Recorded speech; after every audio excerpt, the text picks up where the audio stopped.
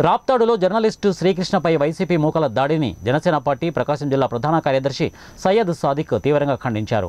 ఈ సందర్భంగా సయ్యద్ సాదిక్ మార్కాపురంలో మీడియాతో మాట్లాడుతూ రోజురోజుకు రాష్ట్రంలో జర్నలిస్టుల మీద దాడులు జరుగుతున్నాయని తీవ్ర విమర్శ చేశారు.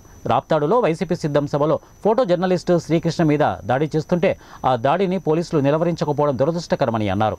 ఈ దాడి వెనుక ఉన్న వ్యక్తులు ఎంతటి వారైనా సరే వారిపై కఠిన చర్యలు తీసుకోవాలని పోలీసు వారిని కోరారు. జర్నలిస్టులు అంటే ప్రజలకు సమాజానికి మధ్య ఒక వారధి లాంటి వారని, అలాంటి జర్నలిజంపై దాడి జరిగితే జనసేన పార్టీ చూస్తూ ఉండదని, తీవ్రమైన పరిణామాలు వైసీపీ ఎదుర్కొంటుందని ఈ సందర్భంగా వారు హెచ్చరించారు. ఈ దాడిని వైసీపీ ఫ్యాక్షనిజం దాడిగా భావిస్తున్నామని అన్నారు. ప్రయత్నిస్తే వారి మీద దాడులు చేయడము, భయభ్రాంతులకు గురి చేయడము ఇది ఎంతవరకు సమంజసము?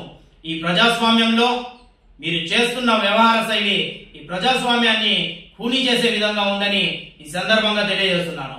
జర్నలిస్టులు అంటే ప్రజలకు వారధులు లాంటి వారు. ఈ సమాజానికి ప్రజలకు మధ్య ఒక వారధి లాగా ఉండి వారు ఎప్పటికప్పుడు ప్రజలకు ఈ సమాజంలో జరుగుతున్న పరిస్థితులను ఎప్పటికప్పుడు అందజేస్తుంటారు. అలాంటి జర్నలిస్టుల మీద దాడి జరగడము చాలా హేయమైన చర్య. దీనిని మేము తీవ్రంగా ఖండిస్తున్నాము.